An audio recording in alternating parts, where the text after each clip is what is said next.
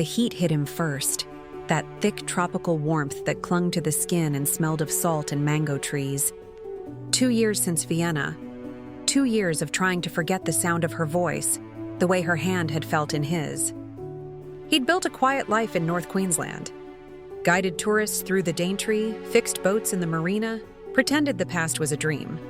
Until the day he saw her again. Tatiana was standing on the boardwalk near the reef terminal, sunlight threading through her hair, a little girl at her side. For a long moment, he couldn't breathe. The child had his eyes, that impossible blue that had never belonged to anyone else. When she turned and saw him, she froze. The air between them filled with all the years, the words left unsaid. "Sean," she whispered. He looked at the girl, small, curious, holding a toy kangaroo, blinking up at him. "Who's this?" he managed. Tatiana's hand trembled slightly as she rested it on her daughter's shoulder. "Her name is Natalie," she said softly. "She's 2, a pause. Yours." The world seemed to tilt. For a moment, the sounds of the harbor vanished. Only the ocean and the rush of his heart remained. He knelt down, eye level with the little girl.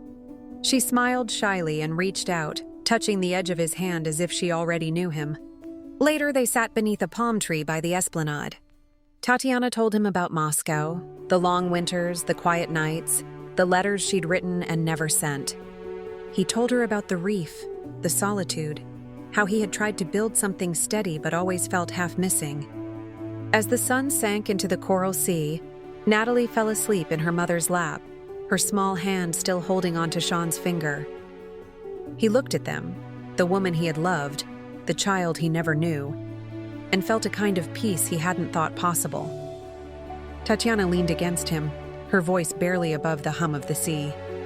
"Maybe this time," she said, "we don't say goodbye." He wrapped his arm around her, watching the horizon fade into gold and rose. For the first time in his life, the soldier felt completely disarmed, not by war, not by loss, but by love returned in the smallest, most unexpected form. Sean never meant to stay in one place for long. Years in uniform had taught him to keep his bag packed and his heart guarded.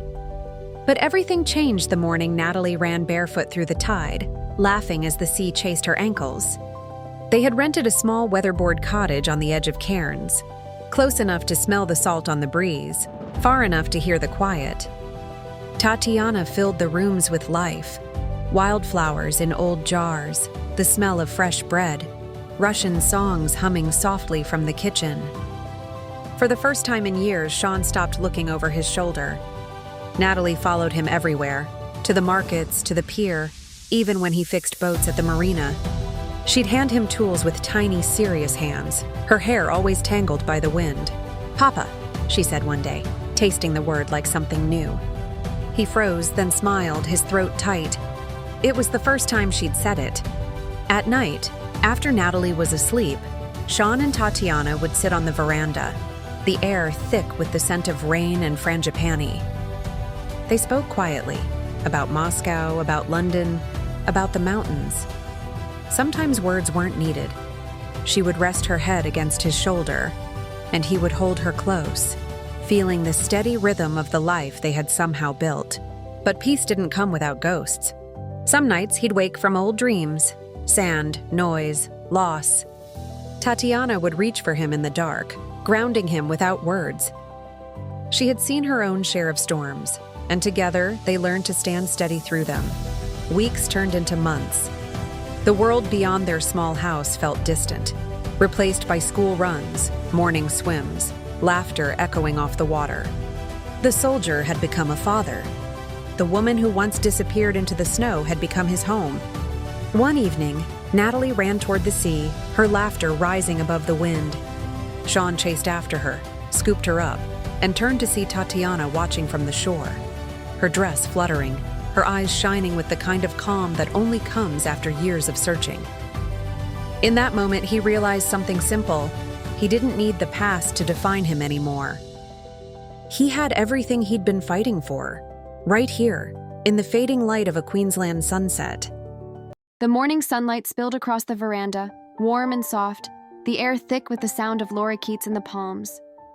Tatiana was in the kitchen, her Hilton uniform neatly pressed, her hair tied back, humming a tune from home. The smell of toast and mango jam filled the house. Sean was helping Natalie put on her new school shoes. She was almost 5 now, bright, curious, her laughter as quick as her mother's. Her backpack looked far too big for her tiny shoulders. "Do I have to go every day?" she asked, tilting her head, brown curls bouncing. "Most days," Sean said with a grin. "But you'll make friends. You'll learn amazing things. And you can tell them your papa wrestles crocodiles." Natalie giggled. "You don't!" "Not anymore," he said, winking, retired. Tatiana came out with a small lunchbox. "Apple slices, sandwiches, and a little chocolate," she said in that soft Russian accent that still made him stop and listen every time. She knelt, straightened Natalie's collar, and whispered something in Russian. The little girl nodded solemnly, then hugged her tight. The Montessori school sat near the edge of town, shaded by big old rain trees and the scent of wet earth after last night's storm. Children ran barefoot on the grass. Teachers greeted them by name.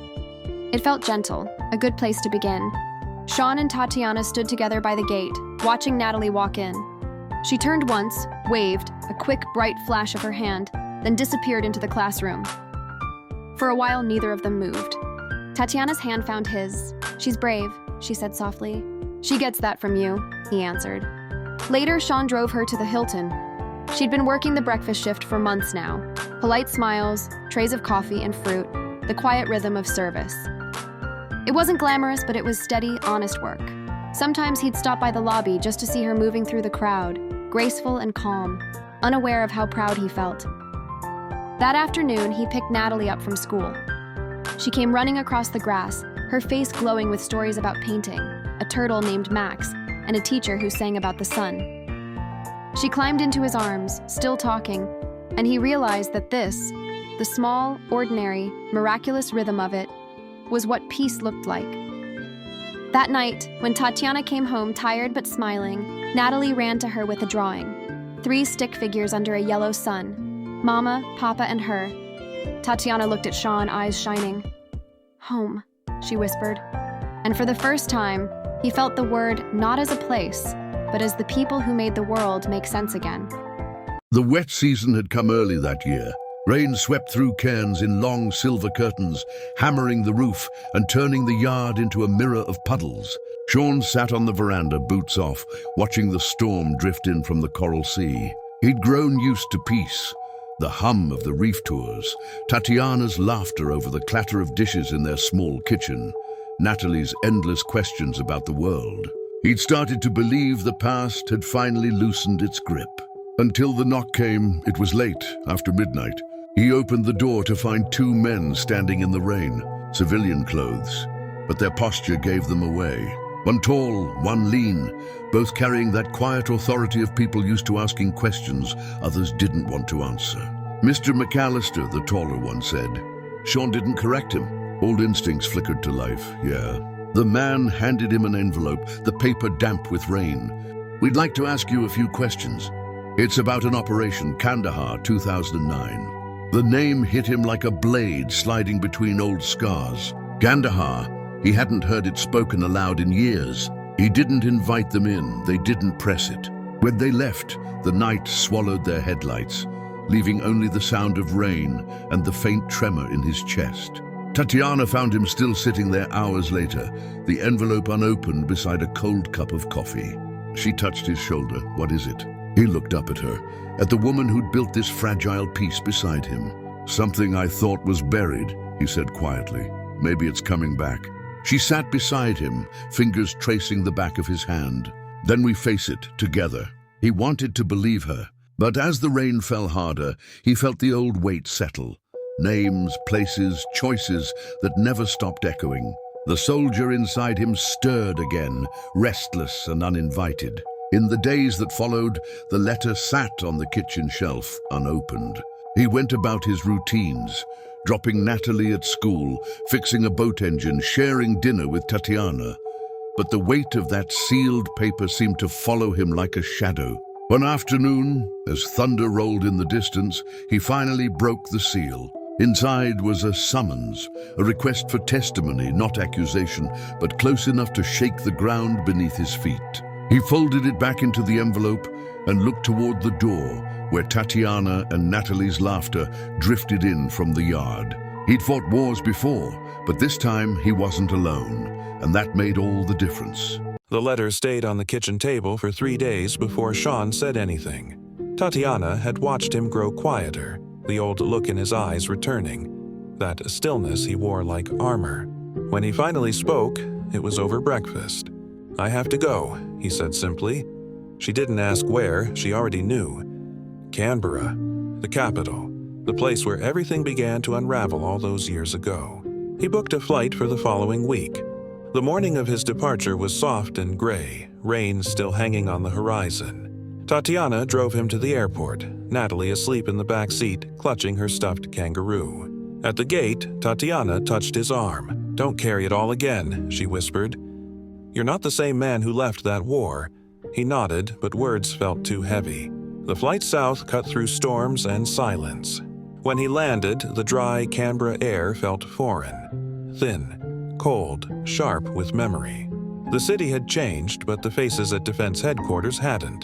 They still spoke in the same language: operations, accountability, review. He was escorted into a small room. White walls, a table, 2 chairs, a glass of water placed perfectly in the middle. A young officer took notes while an older investigator watched him closely. They wanted details, names, orders. He gave them what he could. The rest was ghosts. For the first time, he spoke about the things that had haunted him. The noise, the chaos, the men he couldn't save, the orders that never felt right. He didn't try to justify, he just told the truth. When it was over, the investigator closed his notebook. "You've carried this a long time," he said quietly. Sean nodded. "Too long." Outside, the sun was setting over Lake Burley Griffin. He stood there for a while, breathing, feeling lighter and heavier all at once. That night, he stayed in an old motel near the highway. He called Tatiana.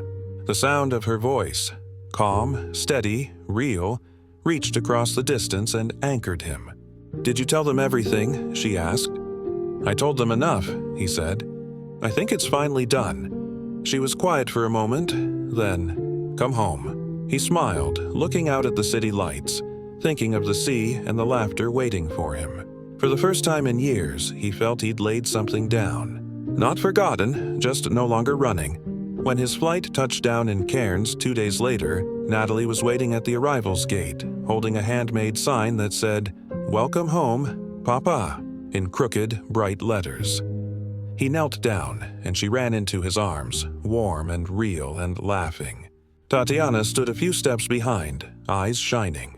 Sean held them both, feeling the weight of the years lift with the hum of the tropic air. For the first time since leaving the army, he knew exactly where he belonged. It was late afternoon when the pass came calling again. The air was heavy with salt and the soft hum of cicadas. Sean was fixing a fishing net on the veranda, while Natalie played with her crayons, drawing boats and dolphins in bright blues and greens. From the corner of his eye, he saw a figure leaning against the fence, tall, broad-shouldered, dressed in the dust of the road. For a second, Sean thought it was a trick of the light. Then the man lifted his head. "G'day, mate." The voice stopped him cold. It was rougher now, deeper, but unmistakable. "Ray?" Sean stood, the name tasting strange after all these years. Ray Hudson, one of his old patrol brothers from Afghanistan. They hadn't spoken since the last deployment, when everything went wrong. "Been a long time," Ray said, stepping forward, the old swagger dulled by something heavier. His eyes flicked toward the house, then back to Sean. "You've built yourself a quiet little world here." Sean nodded cautiously. "Trying to." Ray smiled faintly. "Yeah, figured you might." They sat outside as the sun dipped over the mangroves. 2 men who had once trusted each other with their lives, now sitting with the weight of the years between them. Tatiana brought out tea, polite but watchful. When she went inside again, Ray leaned forward. "I heard about Canberra," he said. "They're still digging. They'll come for me next." Sean didn't answer. Ray exhaled, rubbing a scar along his jaw. "You did right, telling the truth. But some of the old hands, they're not happy. I thought." The old soldier in Sean stirred again. That instinct to measure, to prepare. "You think they'll come after me?" Ray shook his head. Not like that. Just watch your back. The truth doesn't make friends where we came from. They sat in silence for a while. The sound of Natalie's laughter drifted from inside. Ray looked toward the doorway, his expression softening. You've got something good here, mate. Don't lose it over ghosts like us. When he left, the light had turned golden. Sean watched him walk down the dirt road until he disappeared behind the trees. That night, Tatiana found him outside again, staring into the darkness. Who was he? She asked. Someone I used to trust, he said. Someone who remembers too much. She placed her hand on his shoulder. The past only wins if you let it. He looked at her, at the woman who had seen every side of him and stayed. Inside, Natalie was singing softly to her toys, her small voice rising through the house like a promise. Sean took Tatiana's hand and finally smiled. Then I won't let it. Before the quiet Sean McAllister grew up on the edge of the Blue Mountains west of Sydney, a place of red dust, eucalyptus, and quiet roads that vanished into bushland. His father had been a shearer, his mother a nurse. They weren't people who said much, but they taught him the things that lasted: loyalty, silence, endurance. He joined the army straight out of school. It wasn't patriotism that drew him, not really. It was purpose. The uniform gave him a direction, a brotherhood. He became a paratrooper, then later attached to a special operations unit that moved where the maps ended and the headlines never reached. Afghanistan was where the edges of the world frayed for him. He learned to move through dust storms, to tell the difference between a shepherd's shovel and the glint of a buried IED, to read fear in the eyes of men and children alike. He made friends who became brothers, Ray Hudson among them, men who would step into gunfire for each other without hesitation. But there was one mission, one that never left the debrief room clean. A village raid near Kandahar, 2009. Orders had come down hard and fast. Intelligence was vague. They went in at night. When the shooting stopped, there were bodies that shouldn't have been there. Civilians caught between crossfire and chaos. The report said collateral. Sean called it something else. The following months were a blur of silence. He kept serving, but the light inside him dimmed. Ray tried to keep him grounded, but the unit fractured. Some men stayed loyal to the story they'd been told to tell. Sean couldn't. He left the army not long after. An honorable discharge on paper, but a man hollowed out inside.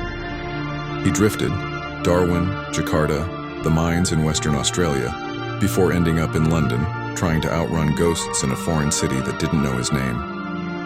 That's where he met Tatiana. She was warmth where he'd only known grit. A Moscow student working behind a bar in Camden to pay her way through an art course. She saw the stillness in him, but not the darkness. Or maybe she saw both and didn't flinch. For a while, she became the only thing that made sense. When she left London, he never asked why. He assumed she'd come to her senses, that love wasn't meant for men built from silence. Years later, when she found him again in Cairns, with Natalie's small hand in hers, the part of him that had died in Afghanistan began to breathe again. Now, with old names resurfacing and the white sedan parked too long down his street, Sean understands what he's really fighting for. Not redemption, not revenge, just the right to live, and to keep the two people who gave his life meaning safe from the ghosts that never stopped walking beside him. Tatiana Morozova was born on the outskirts of Moscow, in a small gray apartment block that smelled of boiled cabbage and old winters. Her father, a history teacher, believed in books more than people. Her mother, a nurse, believed in everyone, even when life gave her little reason to. Tatiana grew up between those two worlds, discipline and kindness, and somewhere between them, she found art. By the time she was 16, she could paint faces that looked back at her as if they were alive. Her teachers told her she had talent. Her father told her talent didn't pay rent. When she was 20, her mother died suddenly and the walls of Moscow began to feel too small. She wanted color, light, freedom. London was supposed to be that. She arrived with a student visa, a small suitcase, and a heart that believed starting over was easy if you didn't look back. But London was cold in a different way, not from weather, but from loneliness. She took jobs wherever she could, cleaning, waiting tables, pouring drinks in pubs where laughter hit exhaustion. It was in one of those pubs, a dim, wood-paneled place in Camden, that she met the tall Australian who ordered one drink and said almost nothing. Sean McAllister. He wasn't like the others who flirted and bragged. There was something behind his eyes, something heavy and kind at the same time. He listened when she spoke, and when he smiled, it felt rare, like a secret meant only for her. Their time together was brief but intense, two people adrift, finding warmth in each other's silences. She never told him much about her life. He never asked. It was as if they both understood that words could break what they had found. When she discovered she was pregnant, Sean had already left, called away suddenly, no message, no address. She didn't know if it was choice or circumstance, but she refused to hate him for it. She went back to Moscow. It was the only place she could afford to survive. Her father barely spoke to her when she arrived. "You made your bed," he said. But when Natalie was born, even he softened. The baby had her mother's eyes, and her father's. Those first years were hard. Long nights in a cold flat, little money, constant doubt. Tatiana took any work she could find. Cafe shifts, hotel cleaning, eventually learning English well enough to wait tables at an international hotel. But every now and then, she'd dream of London, of that quiet man who had looked at her like she was the first light after a long night. When Natalie turned 2, an opportunity came. A transfer to a Hilton property in Cairns, Australia. It felt like fate's cruel joke and promise rolled into one. She took it, unsure if she was chasing the past or her future. When she stepped off the plane and saw the ocean stretching blue and endless before her, she felt something stir. Peace, maybe, or courage. She never expected to find Sean again. Yet one afternoon on the Cairns boardwalk, she saw him, older, calmer, carrying the same stillness that had once drawn her in. He didn't know. He couldn't have known. But when he looked at Natalie and saw his own eyes reflected back, Tatiana realized that maybe all the years of struggle had been leading to that single, impossible moment. Now, as she tucks Natalie into bed each night and listens to the waves outside their small Queensland home, she knows she's finally found what she'd been searching for all along. Not freedom, but belonging. The morning was bright and windless, the coral sea as smooth as glass. Ray had called the night before, his voice softer than usual. "Need to clear my head," he said, "thinking I'll go diving off Green Island.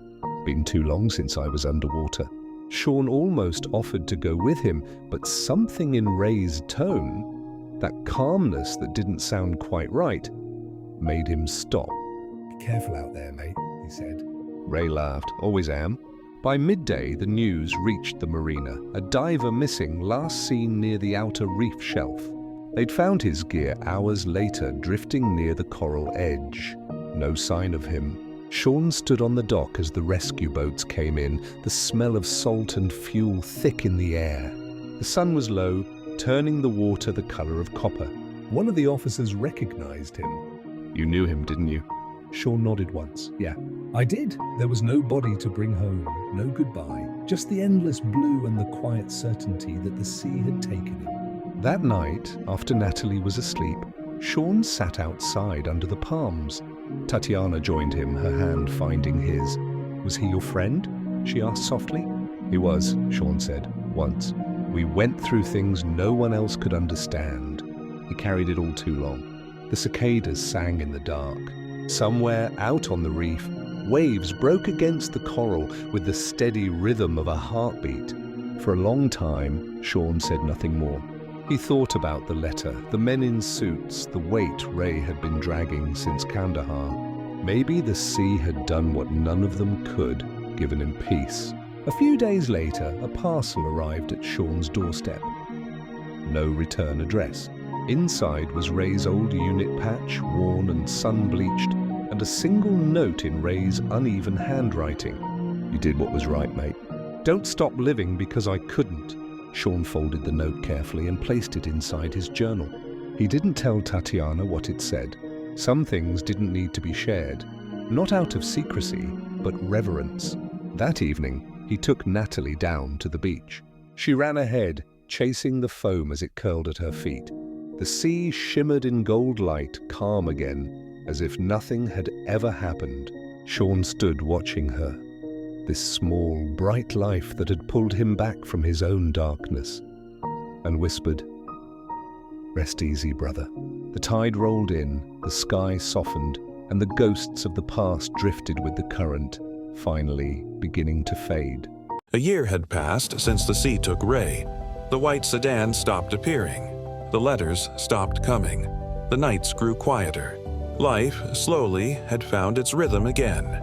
Sean spent most mornings walking the beach with Natalie before school. Her small hand wrapped in his, the sunrise turning the world gold.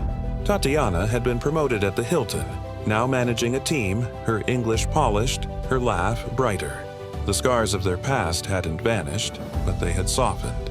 One afternoon, Sean was down at the marina repairing a small dive boat when an old voice called from behind him. "McAllister, you're a hard man to track down." He turned. The man wore an RSL polo shirt and carried that unmistakable air of someone who had seen too much and learned to live with it. His name was Major Tony Reese, a retired officer turned veterans advocate. "We're setting up a program," Reese said, shaking his hand. "Reef-based rehabilitation, diving, navigation, teamwork, helps blokes find purpose again. Thought of you straight away." Sean looked at him, half wary, half curious. "You really think they'd want someone like me?" Reese smiled. "That's exactly why we want you. You've been where they are. You got out. You built something. They'll listen to that." He didn't answer right away. That night, after Natalie was asleep, he told Tatiana about it. She listened quietly, eyes full of warmth. "You always said you wanted to make things right," she said. "Maybe this is how." He stared out at the sea through the open window. Calm and moonlit, no ghosts, no noise. Just the living ocean breathing against the reef. "Maybe," he said softly. The next week, he went to the first session. A handful of men sat in a shaded shed by the water. Tough faces, eyes that carried stories they'd never tell. Sean introduced himself simply. "Name's Sean. I served, got lost, found my way back. You can too." They started with basic training, navigation drills, reef swims, long talks after sunset over cheap coffee. But it wasn't the exercises that mattered. It was the silence shared between men who understood the same invisible weight. Months passed, and the program grew. Some nights, Tatiana and Natalie would come down to the beach, watching from the shore as the veterans surfaced from the water, laughing for the first time in years. One evening, as the sun sank over the sea, Sean stood beside Reese watching the group gather their gear. "You did good work today," Reese said. Sean shook his head. "They did. I just gave them somewhere to start." From behind, Natalie's voice rang out, calling his name. He turned. She was running toward him, barefoot, holding a small seashell.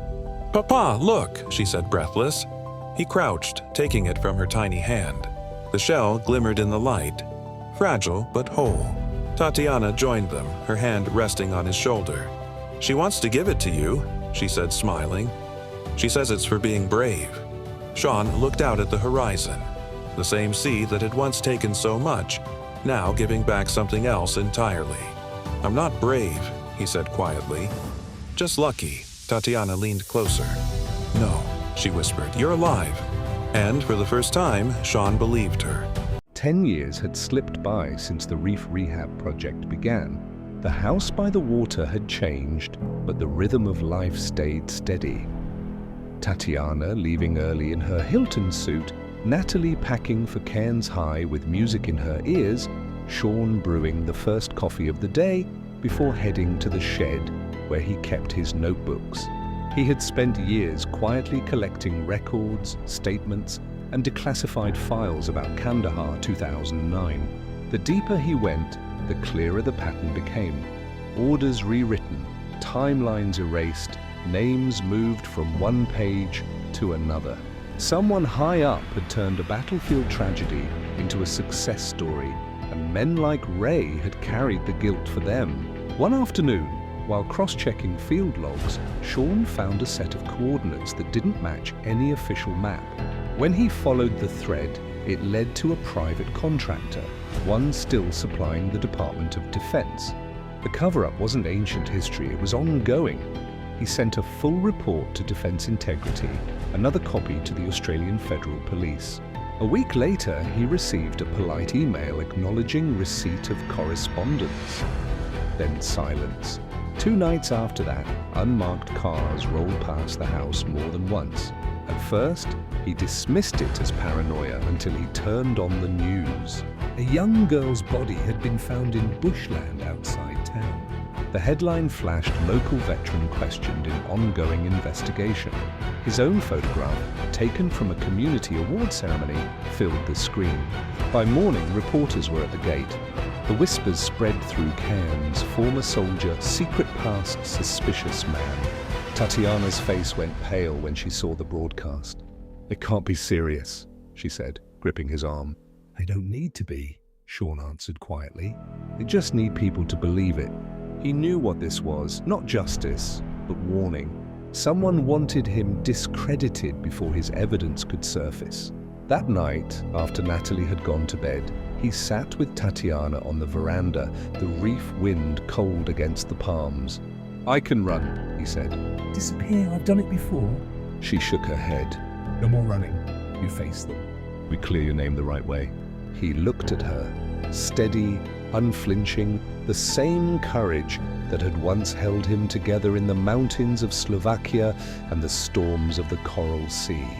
"Then we fight smart," he said. In the distance, lightning flickered over the sea. The ghosts of Kandahar were moving again, and this time they had uniforms and signatures. But Sean wasn't the same man he'd been. He had something to lose now and something worth fighting for. The court granted bail on a humid Friday morning. Sean walked out of the Cairns courthouse into a wall of flashing cameras and shouted questions. He kept his eyes forward, the press pack closing around him like surf. Tatiana was waiting across the street, her face pale, jaw set. She took his hand, and together they slipped into the waiting car, the noise fading behind the closing doors. At home, the shutters stayed drawn. Natalie, now 17, had come back from school early. Her eyes were red from trying not to cry. "They think you did it," she whispered. Sean knelt beside her. "Then we show them the truth." He still had copies of his Kandahar files, encrypted, scattered between cloud drives and an old USB hidden in a jar behind the shed. The data pointed to an Australian private contractor unit that had been working under joint command with coalition forces and later rebranded as a logistics company. That same company now had contracts with ministries inside the new Taliban government in Kabul. Money was still moving between them, millions, under the banner of humanitarian reconstruction. The girl's death had nothing to do with him, but her body had been found near land owned by one of those contractors. And somehow Sean's DNA, taken from old military medical files, had appeared in the evidence log. It was a clean frame job, elegant in its cruelty. Over the next week, Sean pieced together the story. Someone in Defense Intelligence had learned about his report to the AFP. The easiest way to silence a whistleblower was to destroy his credibility. If the truth came out, that Australian officials had concealed civilian deaths and funneled contracts through Kabul's new rulers, the fallout wouldn't just ruin careers, it could fracture alliances built over 20 years of war. Tatiana called an old guest from the Hilton, a journalist from Berlin who had once interviewed Australian veterans. Within days, the reporter arrived quietly in Cairns.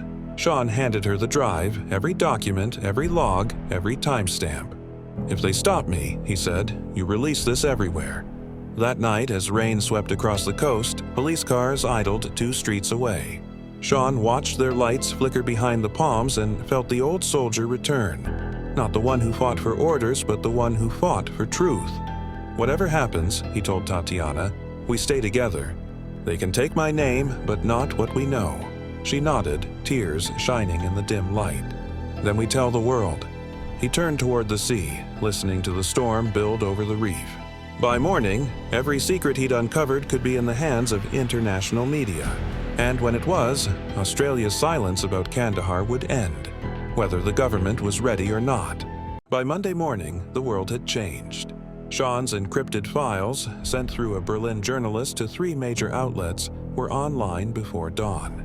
Satellite footage, internal defense emails, payment trails linking Australian contractors to Taliban officials. What began as a whisper on social media turned into a storm that spanned continents. New York. The Times front page ran the headline, "Kandahar Files." Australian cover-up linked to Taliban contractors. Television anchors used Sean's military portrait while experts debated ethics and diplomacy. London Parliament demanded explanations from Canberra. Former coalition officers were dragged before committees, stammering through statements. Canberra, the Prime Minister called it an ongoing national security review. Behind the podium, aides moved like ghosts. Within Defense Headquarters, the name McAllister became a synonym for betrayal and for truth. In Cairns, Sean watched it unfold on the living room TV, the blinds drawn, Tatiana's hand gripping his. Natalie stood in the doorway, her school bag still over her shoulder. "That's you," she whispered. He nodded. "It's the truth." The phones wouldn't stop ringing. Reporters, lawyers, numbers he didn't recognize. Then came the silence.